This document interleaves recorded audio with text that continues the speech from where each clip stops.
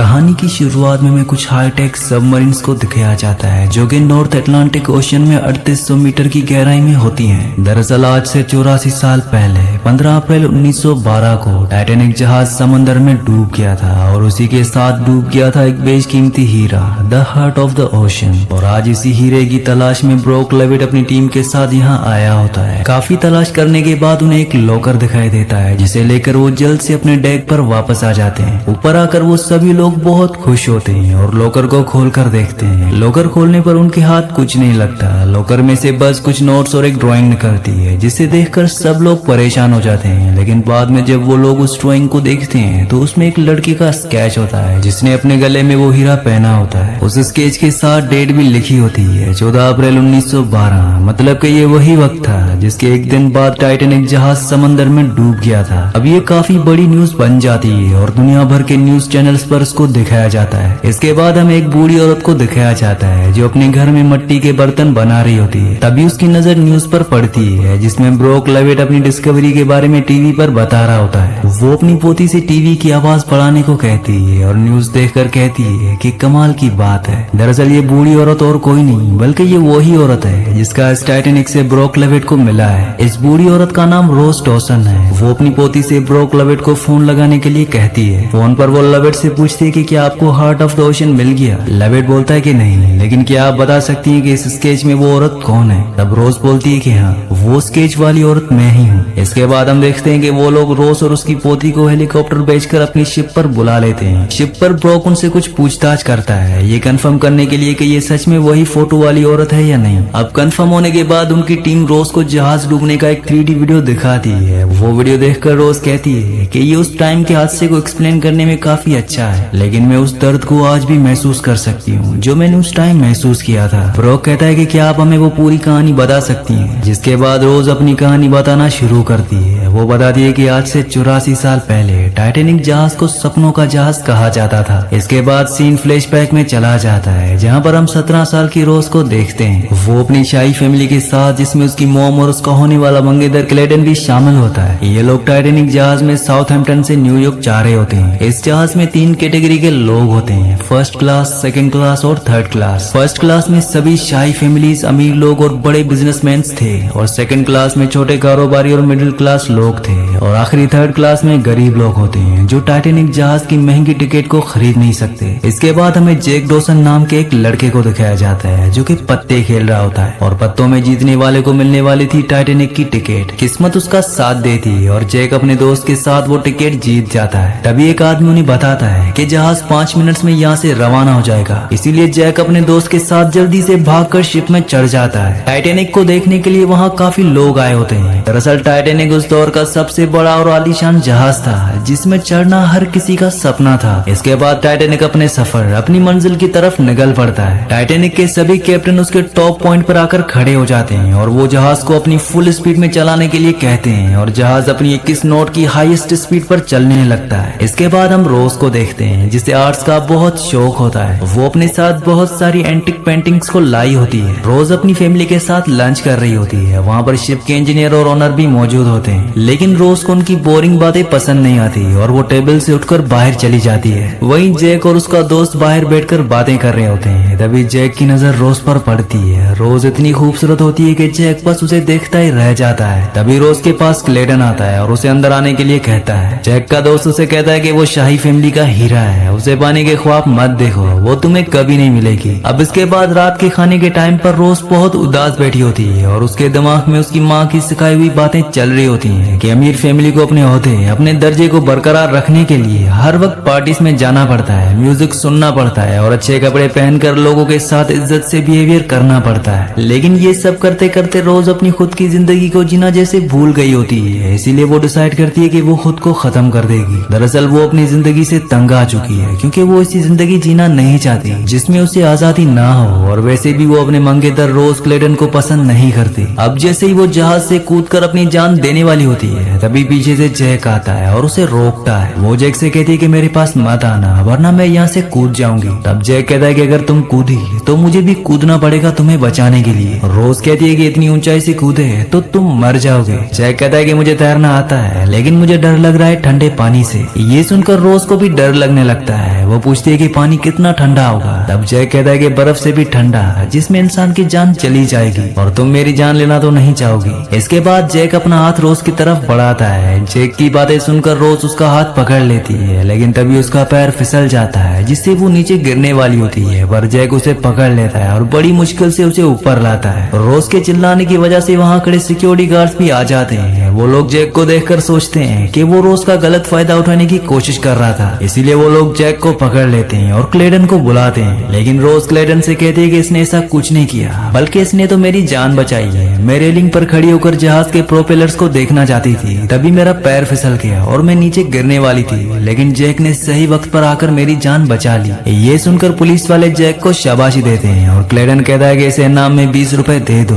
तब रोज कहती है कि मेरी जान बचाने की कीमत सिर्फ 20 रुपए, क्या मेरी जान इतनी सस्ती है? तब क्लेडन जैक से कहता है क्यों ना कल शाम का खाना आप हमारे साथ आकर खाएं। जैक इसके लिए मान जाता है। इसके बाद रोज अपने कमरे में चली जाती है और क्लेडन उसके पास आता है। वो रोज को एक नेकलेस पहनाता है और कहता है कि इसे हार्ट ऑफ द ओशियन कहते हैं और ये सिर्फ शाही लोग पहन सकते हैं। वीडियो में आगे बढ़ने से पहले आप सबसे रिक्वेस्ट है कि मेरे 99% व्यूअर्स वीडियो तो देखते हैं लेकिन चैनल को सब्सक्राइब नहीं करते हैं और ना ही वीडियो को लाइक करते हैं, तो आप सबसे रिक्वेस्ट है कि मेरे चैनल को सब्सक्राइब और वीडियो को लाइक लाजमी से कर दिया करें। अगली सुबह रोज जैक से मिलने आती है और उसे कहती है कि मैं तुम्हें कल रात के लिए थैंक यू बोलने आई हूँ। तब जैक उसे पूछता है कि आखिर ऐसा क्या हुआ था जो तुम अपनी जान देने वाली थी। रोज उसे अपनी रिंग दिखाती है और कहती है कि मुझे रिश्तों में बांधा जा रहा है, मुझे ना चाहते हुए भी ये शादी करनी पड़ रही है और मुझे ना चाहते हुए भी ये शाही जिंदगी जीनी पड़ती है। जैक उसे पूछता है कि क्या तुम मुझसे प्यार करती हो? रोज इस बात का कोई जवाब नहीं देती और उसका हाथ पकड़े रखती है। दरअसल रोज को आज पहली बार थोड़ा अच्छा महसूस हो रहा होता है। रोज उसकी ड्राइंग्स देखती है और उन तस्वीरों के बारे में उनसे पूछने लगती है। तब जैक उसे अपनी ड्राइंग्स की कहानियां बताने लगता है और ऐसे ही बातें करते करते ने शाम हो जाती है। तभी रोज की माँ अपनी कुछ सहेलियों के साथ वहाँ पर आ जाती है। रोज जैक को उनसे मिलवाती है लेकिन रोज की माँ उससे मिलकर खुश नहीं होती क्योंकि उनकी नजर में जैक एक मामूली इंसान है। अब इसके बाद वो रोज को वहाँ से ले जाती है। यहाँ पर एक लेडी जिसका नाम मिस ब्राउन होता है जो कि रोज की माँ की सहेली है, वो जैक से पूछती है कि तुम आज रात क्या पहनने वाले हो। अब जैक अपने कपड़ों की तरफ इशारा करता है यानी कि वो यही कपड़े पहनने वाला है, लेकिन मिस ब्राउन उसे अपने साथ ले जाती है और उसे अच्छे कपड़े पहनाती है और बताती है कि ये कपड़े मैंने अपने बेटे के लिए बनवाए थे और तुम भी मेरे बेटे जैसे हो। इसके बाद जैक बिल्कुल अच्छे से तैयार होकर पार्टी में पहुंचता है। डिनर टेबल पर रोज की माँ और क्लेडन उसकी बेइज्जती करने की कोशिश करते हैं। क्लेडन कहता है कि मिस्टर डॉसन 3rd क्लास से आए हैं, ना तो कोई इनका बिजनेस है और ना ही रहने का ठिकाना। तब जैक कहता है कि कल तक मैं फुटपाथ पर था और आज आप सभी के बीच में बैठकर शैंपेन पी रहा हूँ। ये जिंदगी किसी भी वक्त कोई भी मोड़ ले सकती है, इसीलिए हमें इसका हर एक पल जी भर के जीना चाहिए, हर एक पल को महसूस करना चाहिए जो जिंदगी ने हमें दिया है। जैक की ये बातें सुनकर वहाँ पर बैठे सभी लोग काफी खुश हो जाते हैं। फिर जैक वहाँ से जाने का डिसाइड करता है, लेकिन जाने से पहले वो रोज के हाथ में पर्ची दे देता है जिसमें लिखा होता है कि मुझे 9 बजे गाड़ी के पास आकर मिलो। जिसके बाद ठीक 9 बजे रोज उससे मिलने के लिए पहुंच जाती है। जैक उसे कहता है कि असली पार्टी में जाना चाहोगी। इसके बाद हम देखते हैं कि ये दोनों 3rd क्लास में जाकर खूब एंजॉय करते हैं और साथ ही डांस भी करते हैं, लेकिन क्लेडन का एक आदमी रोज को वहाँ पर देख लेता है और वो सब कुछ जाकर क्लेडन को बता देता है। इस बात से क्लेडन को बहुत गुस्सा आता है, वो रोज पर बहुत चिल्लाता है। शाम को रोज की माँ उनके पास आती है और कहती है कि हम धीरे धीरे गरीब होते जा रहे हैं, हमारे पास सिर्फ हमारा नाम ही बचा है और अगर तुम क्लेडन से शादी नहीं करोगी तो हम लोग जमीन पर आ जाएंगे। तब रोज उसे कहते हैं कि आखिर मैं ही क्यों, आप काफी सेल्फिश हो, आप अपने फायदे के लिए मेरी जिंदगी खराब कर रही हो, उसकी आपको कोई परवाह नहीं है। अब वो उसे कहते हैं कि तुम भी तो सेल्फिश हो जिसे मेरी कोई परवाह नहीं है। अब ये सब बातें सुनने के बाद रोज अपनी माँ की बातें मान जाती है और क्लेडन के साथ शादी करने के लिए तैयार हो जाती है। अगले दिन जैक रोज से मिलने के लिए 1st क्लास चैम्बर में जाता है, लेकिन वहाँ खड़े हुए गार्ड्स उसको अंदर जाने नहीं देते और उसे वहाँ से बाहर निकाल देते हैं। इसके बाद हम देखते हैं कि रोज जहाज के कैप्टन स्मिथ और थॉमस के साथ खड़ी होती है। तभी वहाँ पर एक आदमी आता है और कैप्टन को आइसबर्ग की वार्निंग देता है। ये सुनकर रोज को थोड़ी फिक्र होती है, लेकिन कैप्टन इस वार्निंग को इग्नोर करते हुए रोज से कहता है कि ऐसे मौसम में बर्फ का होना बहुत ही ही नॉर्मल बात है, आप टेंशन ना लें, सब ठीक है। इसके बाद जब रोज थॉमस से बात करती हुई जा रही होती है तो पीछे से जैक वहाँ आता है और रोज को बात करने के लिए रोक लेता है। जैक रोज को अपने दिल की सारी बातें बोल देता है, लेकिन रोज वहाँ से चली जाती है। इसके बाद शाम के टाइम जैक जहाज के अगले हिस्से पर खड़ा होकर कुछ सोच रहा होता है। तभी रोज वहाँ पर आती है और जैक से कहती है कि मैंने अपना इरादा बदल लिया है। ये सुनकर जैक बहुत खुश हो जाता है। वो रोज से अपनी आंखें बंद करने के लिए कहता है, जिसके बाद वो रोज को जहाज की सबसे आगे वाली रेलिंग पर खड़ा करके उसकी बाहें फैलाने को कहता है। रोज जब अपनी आंखें खोलती है तो वो उस नजारे को देखकर बहुत ही खुश होती है। इसके बाद रोज जैक को अपने पेंटिंग वाले रूम में ले जाती है, जहाँ पर जैक रोज की पेंटिंग कलेक्शन को देखकर बड़ा खुश होता है। तभी रोज जैक को heart of the ocean diamond वाला नेकलेस दिखाती है और कहती है कि इस नेकलेस के साथ मुझे भी अपनी एक पेंटिंग बनवानी है। तब जैक कहता है कि ठीक है। पेंटिंग पूरी होने के बाद जैक उस पर डेट लिख देता है, 14 अप्रैल 1912। इसके बाद रोज अपना नेकलेस उतारकर जैक को देती है और कहती है कि इसे लॉकर में वापस रख दो। तब जैक उसे लॉकर में रखने जाता है और गलती से अपनी ड्राइंग भी उस लॉकर में रख देता है। तभी वहाँ किसी के आने की आवाज आती है, जिसे सुनकर रोज जैक को लेकर फौरन वहाँ से निकल जाती है। दरअसल वो आवाज क्लेडन के आदमी के आने की होती है। वो रोज और जैक का पीछा करने लगता है। वो दोनों भी बचकर उससे भागने लगते हैं। अब इसके बाद हम जहाज के कैप्टन स्मिथ को देखते हैं। जहाज का एक क्रू मेंबर उसे जहाज की स्पीड कम करने के लिए कहता है और बोलता है कि जब समंदर की लहरें शांत होती हैं तो वो बर्फ की चट्टान से टकराकर वापस नहीं आती, जिसकी वजह से बर्फ की चट्टान की दूरी का अंदाजा लगाना थोड़ा मुश्किल होगा। लेकिन कैप्टन स्मिथ उसकी बात पर कोई ध्यान नहीं देता और जहाज की स्पीड को बरकरार रखने के लिए कहता है। लेकिन तभी जहाज के सबसे ऊपर खड़े हुए गार्ड को अपने सामने बर्फ की बहुत बड़ी चट्टान दिखाई देती है और वो घबराकर जल्दी से खतरे की घंटी बजा देता है और सीनियर ऑफिसर्स को खबर देता है। ये खबर सुनते ही सभी ऑफिसर्स जहाज को दूसरी तरफ मोड़ने की कोशिश करते हैं। वो लोग जहाज की स्पीड को भी कम करते हैं, लेकिन ओवर स्पीड होने की वजह से जहाज पूरी तरह से मुड़ नहीं पाता और उसका एक हिस्सा आइसबर्ग यानी कि बर्फीली चट्टान से टकरा जाता है। ये सब जैक और रोज वहीं खड़े होकर देख रहे होते हैं। इस टक्कर की वजह से जहाज के नीचे वाली साइड में तेजी से पानी भरने लगता है और वहाँ पर काम कर रहे लोग वहाँ से भागने लगते हैं। जहाज का कैप्टन उस हिस्से को बंद करने का ऑर्डर देता है, जिसकी वजह से कुछ लोग वहीं पर ही फंस जाते हैं। धीरे धीरे फर्स्ट क्लास कैबिनेट में पानी भरने लगता है और लोग वहाँ से भी भागने लगते हैं। अब रोज और जैक जहाज की हुई टक्कर के बारे में क्लेडन को बताने के लिए जाते हैं, लेकिन तभी क्लेडन का आदमी जैक की पॉकेट में हार्ट ऑफ द ओशन चुपके से रख देता है। इसके बाद जैसे ही वो क्लेडन के पास पहुंचते हैं तो वो जैक की तलाशी करवाता है और जैक की पॉकेट से वो नेकलेस निकल आता है। क्लेडन जैक को अरेस्ट करवा देता है, लेकिन जैक रोज से कहता है कि मेरा यकीन करो, ये मैंने नहीं चुराया, तुम मुझे जानती हो, ये क्लेडन की कोई चाल है। लेकिन जैक की बात कोई नहीं सुनता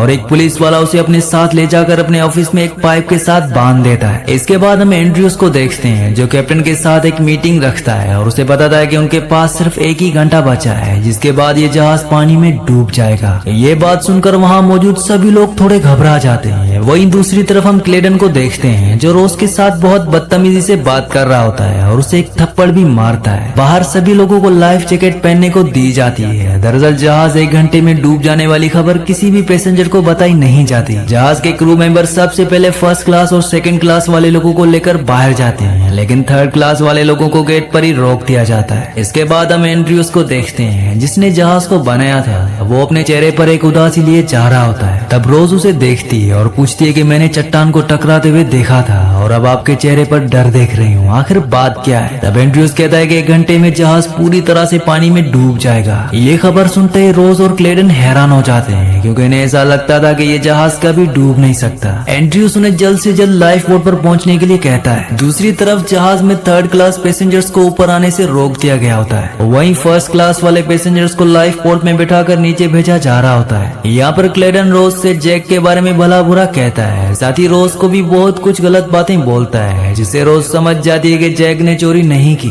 इसलिए वो जल्दी से भागकर जैक को बचाने जाती है। रोज बड़ी मुश्किल से जैक को ढूंढती है, लेकिन तब तक वहाँ पर भी पानी भरना शुरू हो जाता है। जैक रोज को देखकर बहुत खुश होता है, लेकिन जैक के हाथ हथकड़ी से बंधे होते हैं, इसलिए जैक रोज को चाबी ढूंढने के लिए कहता है, लेकिन रोज को चाबी नहीं मिलती। उसे कुछ समझ नहीं आ रहा होता कि अब वो क्या करे। वो फिर से बाहर जाती है। तब रोज की नजर कुल्हाड़ी पर पड़ती है और वो उस कुल्हाड़ी को लेकर जैक के पास वापस आती है और उसकी हथकड़ी को कुल्हाड़ी की मदद से तोड़ देती है। लेकिन तब तब तक वहाँ पर बहुत ज्यादा पानी भर जाता है। पर किसी तरह से वो दोनों वहाँ से निकलकर थर्ड क्लास कैबिनेट में पहुँचते हैं, जहाँ पर गार्ड्स ने लोगों को रोका होता है। लेकिन जैक और उसके कुछ दोस्त मिलकर उस गेट को तोड़ देते हैं और वहाँ से भागते हुए जहाज के ऊपर वाले हिस्से में पहुँचते हैं। और ऊपर आकर वो देखते हैं कि सभी लोग अपनी जान बचाने के लिए इधर उधर भाग रहे होते हैं, साथ ही लाइफ बोट्स भी खत्म होने वाली होती हैं। इसीलिए लोग जबरदस्ती लाइफ बोट्स पर चढ़ने की कोशिश कर रहे होते हैं। जैक और रोज भी भागकर एक लाइफ बोट के पास पहुंचते हैं, लेकिन लाइफ बोट पर सिर्फ औरतों और बच्चों को ही ले जाया जा रहा होता है। वहीं हम क्लेडन को देखते हैं, जो अपने लॉकर से सारे पैसे और उस नेकलेस को निकाल कर अपनी जैकेट में रख लेता है। वहाँ पर जैक रोज को बोट पर जाने के लिए बोल रहा होता है, लेकिन रोज अकेले जाने से मना कर देती है। तभी क्लेडन रोज को अपनी जैकेट पहनाता है और कहता है कि तुम फिक्र मत करो, तुम आराम से बोट पर जाओ, मैंने अपने और जैक के लिए दूसरी तरफ इंतजाम कर लिया है। तो क्लेडन जैक से कहता है कि देखा,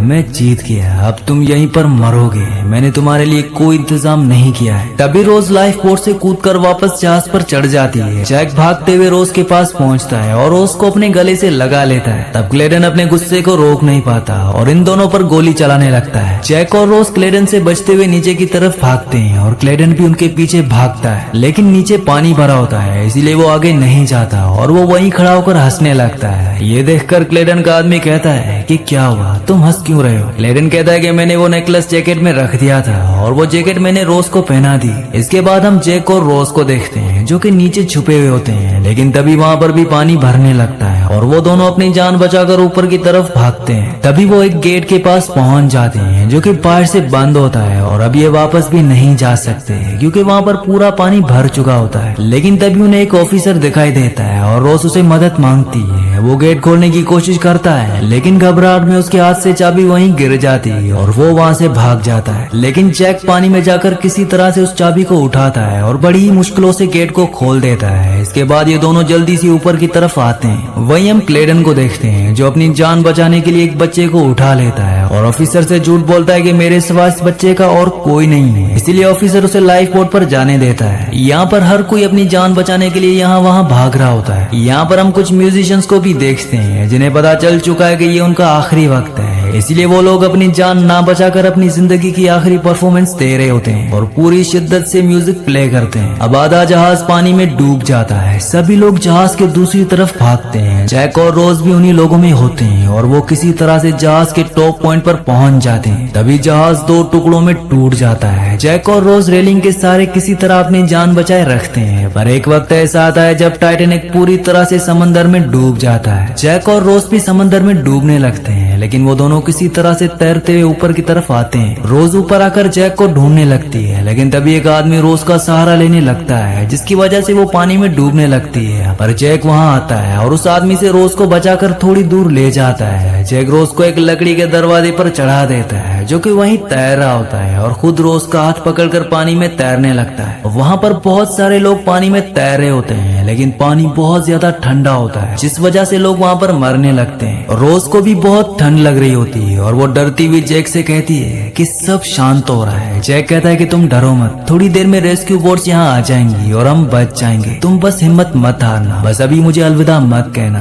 रोज बहुत ज्यादा कांप रही होती है और हिम्मत हार रही होती है, लेकिन जैक उससे बातें करता है, उसे मोटिवेट करता है और कहता है कि टाइटैनिक की टिकट मिलना मेरी किस्मत थी, जिस वजह से मैं तुमसे मिला। जैक कहता है कि तुम मुझसे वादा करो कि चाहे जो कुछ भी हो जाए, कितनी भी मायूसी हो, लेकिन तुम हार नहीं मानोगी और अपनी जान बचाओगी। अब इसके थोड़ी देर बाद ऑफिसर्स बोट लेकर वहाँ आते हैं और देखते हैं कि वहाँ बहुत सारे लोग मर चुके होते हैं। ये देखकर एक ऑफिसर कहता है कि हमें आने में बहुत देर हो गई। ऑफिसर की आवाज सुनकर रोज की आंखें खुलती है और वो जैक को उठाने की कोशिश करती है। वो कहती है कि जैक उठो, देखो हमें बचाने के लिए बोट आ गई है, तुम सही थे, अब हमारी जान बच जाएगी। लेकिन जैक कोई जवाब नहीं देता। रोज जब जैक को देखती है तो वो मर चुका होता है। रोज के लिए ये लम्हा बहुत दर्दनाक होता है, क्योंकि वो जैक से बहुत प्यार करती है। उसकी आंखों में आंसू आ जाते हैं और वो फिर से सोने लगती है, लेकिन तभी उसे जैक से किया हुआ अपना वादा याद आता है और वो जैक से अलविदा कहती है। अब इसके बाद वो ऑफिसर को बुलाने की कोशिश करती है, लेकिन ठंड की वजह से उसकी आवाज नहीं निकलती। तब वो हिम्मत करती है और एक मरे हुए ऑफिसर की सीटी लेकर उसे बजाने लगती है। सीटी की आवाज सुनकर बोट वापस वहाँ आती है और रोज को बचा लिया जाता है। अगले दिन हम देखते हैं कि वहाँ से बचे हुए लोगों को आगे ले जाने के लिए दूसरा जहाज आता है। क्लेडन थर्ड क्लास में आकर रोज को ढूंढ रहा होता है, लेकिन रोज उसे देखकर अपना चेहरा छुपा लेती है। अब इसके बाद जब वो अमेरिका पहुंचती है तो एक ऑफिसर आकर रोज से उसका पूरा नाम पूछता है। तब रोज कहती है कि रोज डॉसन, क्योंकि जैक का पूरा नाम जैक डॉसन था। यहाँ से कहानी फिर से प्रेजेंट में आ जाती है, जहाँ पर रोज अपनी कहानी को खत्म करके बाहर जाती है और अपने पुराने पलों को याद करते हुए उस हार्ट ऑफ द ओशन को समंदर में उसी जगह फेंक देती है जहाँ पर टाइटैनिक जहाज का रैकेज पड़ा है। रोज उस हीरे को समंदर में डालकर अपने आप को यादों से आजाद कर देती है। रोज को जैक से मिलने के बाद अपनी जिंदगी की अहमियत पता चली थी, इसलिए उसने जैक की यादों के साथ पूरी दुनिया का सफर किया। उसने अपनी जिंदगी का हर एक पल जी भर के जिया